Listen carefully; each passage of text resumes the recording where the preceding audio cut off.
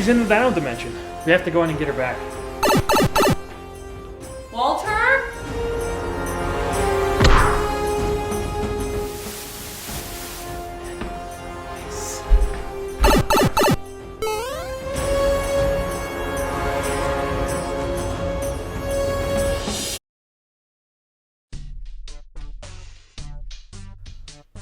Oh, come on! What else do I have to do?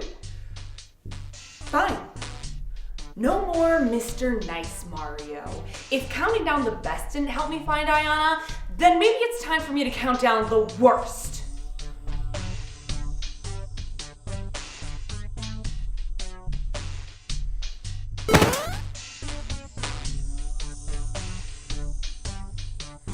My name is Walter Benaziac.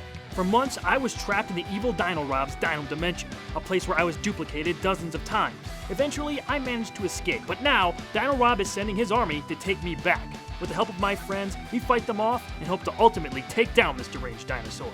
The more we count down, the weaker he gets. This is Top 5.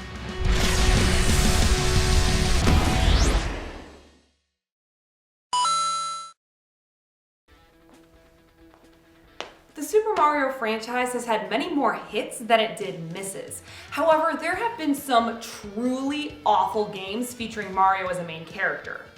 The majority of these games have been edutainment. But thankfully, we are sticking with the main franchise, so I was not forced to relive childhood traumas playing Mario Teaches Typing. It was hard to come up with a list of the worst Mario games, as many of these games aren't bad, so much as they are just some of the most bland or puzzling in the main franchise. These are the top 5 worst Super Mario games. Number 5. Super Mario Land 2, 6 Golden Coins. This game was Nintendo's second go at creating a Mario game for the Game Boy, and it was better than the first, I guess. The game opens with Mario's castle, which he has now apparently, being overtaken and stolen by an uglier, bigger version of him named Wario. Mario must now collect 6 golden coins to get his castle back.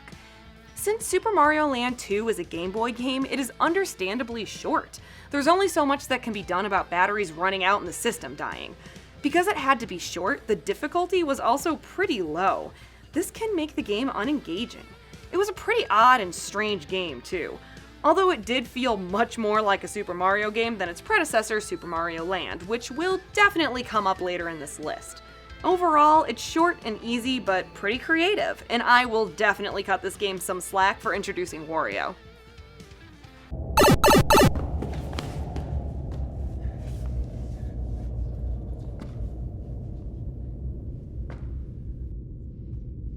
This isn't gonna work, Dino Rob! I lasted in here for months! You think you could scare me? Do not take our overlord's name in vain, blasphemer! Oh, praise be to Dino Rob! And death to his trespassers! Number 4. New Super Mario Bros. 2. The developers of this game showed that they really knew the character of Mario and what motivated him: wealth and coins. Wait. Released for the 3DS in 2012, the theme of New Super Mario Bros. 2 really is focused on collecting as many coins as possible, which seems like a mischaracterization of Mario. To top it all off, the game did not change the long-established norm of 100 coins giving players an extra life. This resulted in Mario getting dozens of 1-ups as you gathered more coins. Death truly had no meaning, not when you have 50 lives. All of the challenge and stakes were gone. New Super Mario Bros. 2 was just a little boring and unengaging. Maybe if it starred another character like Wario, I could have been more invested. It's not a bad game as long as you play it in short spurts, but it's not going to keep your attention for too long. What? This game was an honorable mention last week? Who in the world put that on there? This is about to get crazy. I gotta calm down. Good thing I brought one of my favorite Mario side-scrollers, the new Super Mario Bros. 2 on 3DS. Love this game.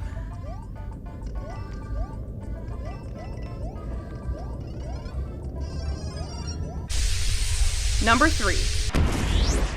Super Mario Bros. 2. The history behind this game is a bit bizarre, yet interesting.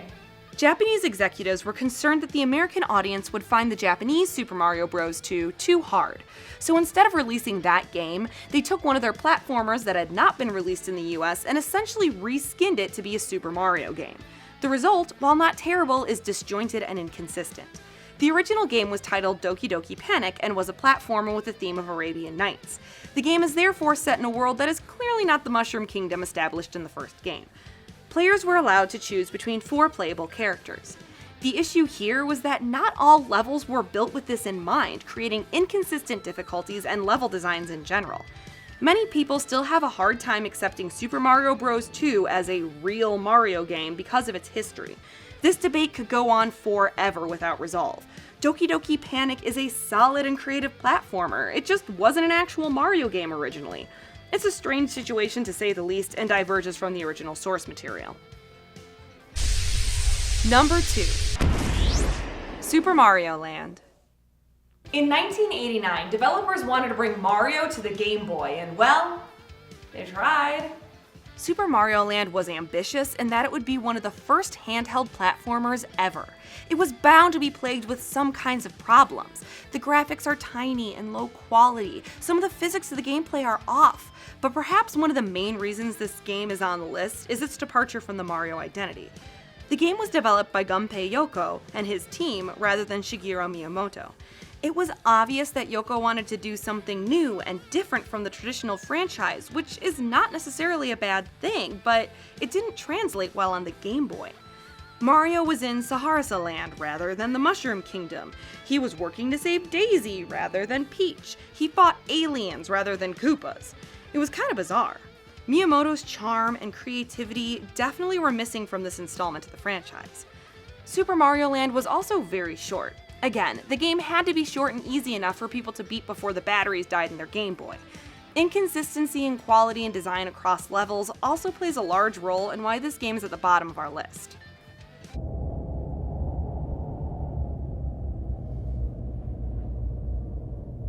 You cannot hide from judgment, blasphemer!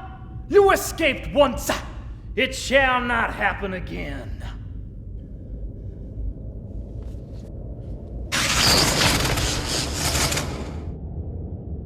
And the number 1 worst Super Mario game is Super Mario Bros. The Lost Levels.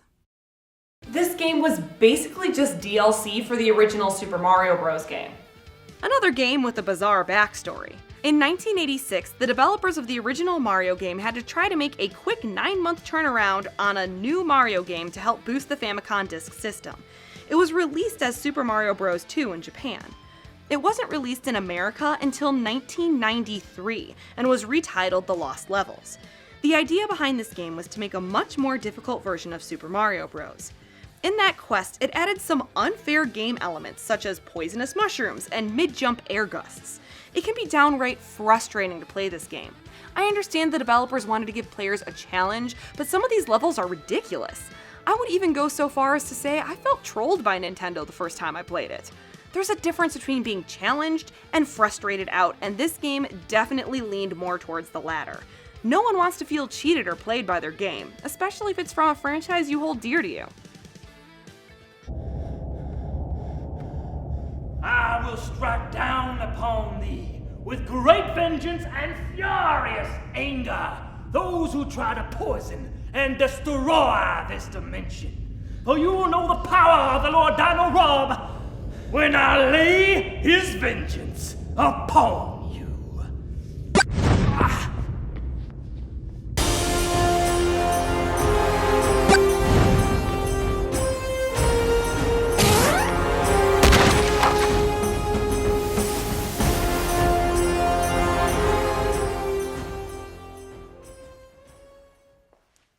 Looks like you've been using some imagination. I'm getting the hang of it. Good, because we're gonna need everything you've got to get Aiyanna back.